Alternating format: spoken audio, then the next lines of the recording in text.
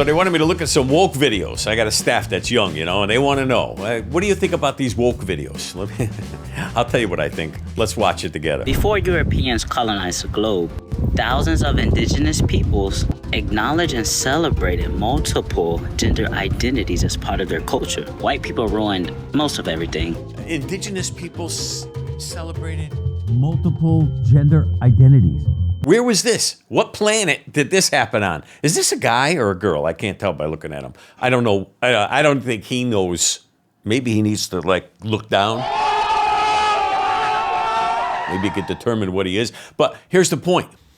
He's black, obviously. So maybe his ancestors came from Africa. That's where Eden was. Do you know the Garden of Eden was in Africa? That's right.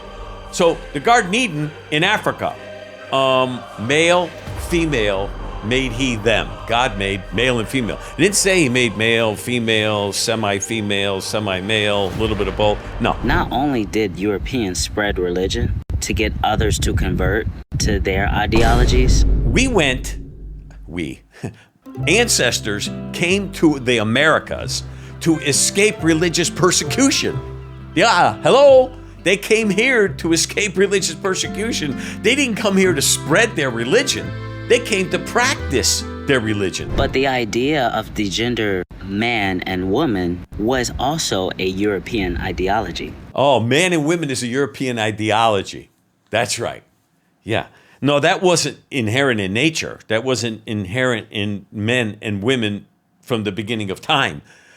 Read the Iliad and the Odyssey, the oldest written manuscript that mankind can find. It doesn't talk about additional genders. It talks about male and female. That was one of the tools of the colonization process. And then men and women became the standardized gender identity as what we now know today. Ah, so it's the colonists' fault. They're the ones that standardized men and women. And so that's how we know about it today. Wow. And what about when adults employ misgenders you intentionally? Sorry, while he's talking, you're talking. You just misgendered me again.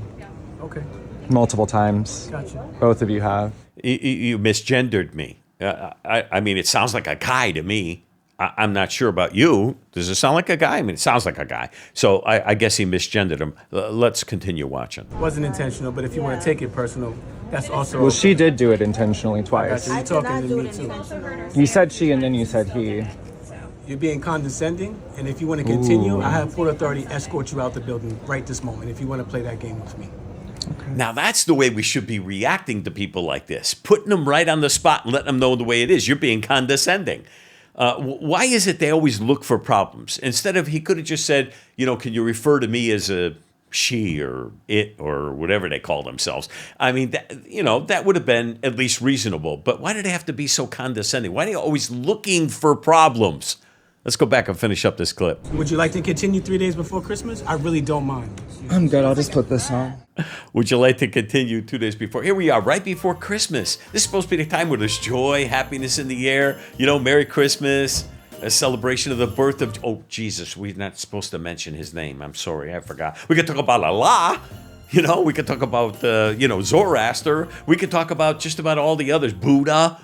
But don't talk about Jesus. This is the kind of problem that we have in society. Everybody's offended about nothing. When he could have just, or she, or whoever it is, could have just simply said, I consider myself a woman if you wouldn't mind. And I'm sure this nice young man working at, I think it's an airport, that's where they are, Delta Airlines, he would have just said, okay, sure, and went ahead with it.